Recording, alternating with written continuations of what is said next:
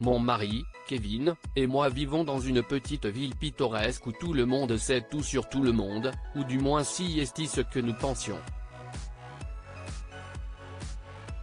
La vie a pris un tournant inattendu lorsque j'ai commencé à recevoir à notre adresse des colis destinés à une certaine Carla. Ma curiosité a pris le dessus et j'ai confronté Kevin à ce sujet. Nonchalamment, il a dit qu'il s'agissait d'une simple erreur postale, mais un sentiment tenace s'est installé en moi. Incapable de me défaire de ce sentiment, le lendemain, j'ai décidé de rendre visite au bureau de poste local.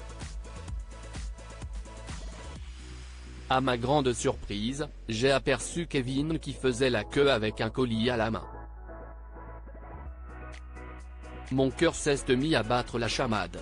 Je me suis discrètement caché dans la foule, observant chacun de ses mouvements. Une fois l'envoi terminé, j'ai regardé Kevin se diriger vers la sortie, engagé dans une conversation à voix basse au téléphone. Les mots que j'ai entendus m'ont fait frissonner, je l'ai fait, chérie. À ce moment-là, la clarté a frappé comme un éclair. Il m'est apparu évident qu'il me trompait. Un mélange de colère et de déception douloureuse m'a submergé. J'ai choisi de ne pas le confronter immédiatement. Au lieu de cela, j'ai envisagé de transformer cette révélation en spectacle. Le bureau de poste, complice involontaire, serait ma scène.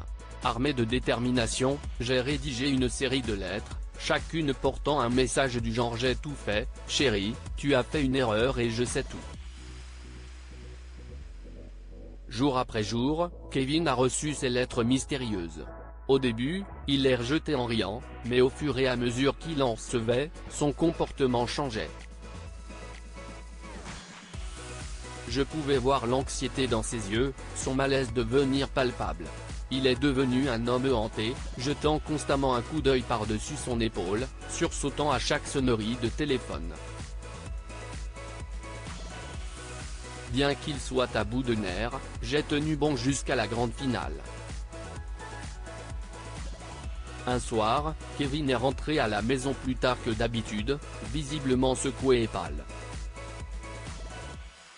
Me préparant à une confession, j'ai été confronté à un rebondissement que je n'avais pas anticipé. Si est à propos de Carla, a-t-il commencé, la voix tremblante. Si est ma sœur. Stupéfaite, j'ai écouté Kevin dévoiler la vérité, Carla s'était éloignée de notre famille en raison de problèmes non résolus, et il l'aidait secrètement à reconstruire sa vie. Les paquets n'étaient pas sinistres mais contenaient des objets essentiels et des souvenirs précieux de leur passé commun. Le soulagement et la culpabilité m'ont envahi. Ma tentative de le démasquer s'était transformée en un grand malentendu. Consciente de la nécessité de faire preuve de transparence, je me suis confessé au sujet des lettres. À ma grande surprise, Kevin a répondu par un soupir et un sourire. « Je suppose que nous avons tous les deux nos secrets », a-t-il admis. Mais promettons-nous d'être plus ouverts l'un envers l'autre. Nous nous sommes serrés dans les bras comme nous ne l'avions jamais fait auparavant.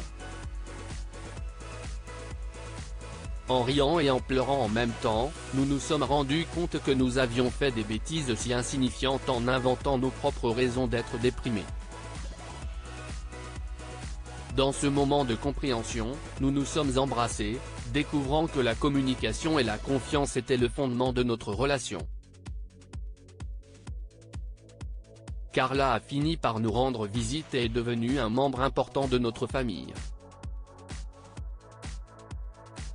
Ensemble, nous avons ri de ce malentendu, le transformant en une anecdote humoristique pour de futures rencontres. Bientôt, nous nous remémorions en riant la situation lors d'un des barbecues.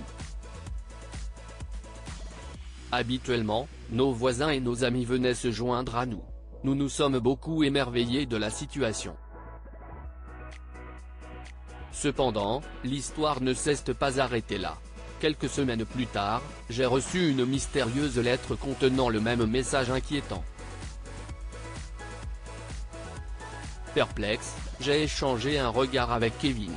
La révélation est venue de façon inattendue, notre voisine, Madame Jenkins, la gentille vieille dame d'à côté, s'était jointe à notre jeu. Après nos histoires au barbecue, elle a décidé de mettre un peu d'animation dans nos vies, ou d'égayer son quotidien avec une petite farce. Cette révélation nous a tous rapprochés, transformant une situation apparemment suspecte en un joyeux mystère partagé. En fin de compte, ce qui a commencé comme un soupçon s'est transformé en une série de révélations qui ont insufflé plus d'amour et d'unité dans nos vies. Cela nous a rappelé de façon poignante que les apparences peuvent être trompeuses et que, parfois, une touche de mystère peut conduire à une joie inattendue et à des liens plus forts. Notre ville autrefois tranquille est devenue la toile de fond d'une histoire de confiance, de compréhension et de la beauté des secrets partagés. Lire aussi, une femme a frappé à ma porte et m'a dit « Bonjour, je suis Angela, la femme de votre mari.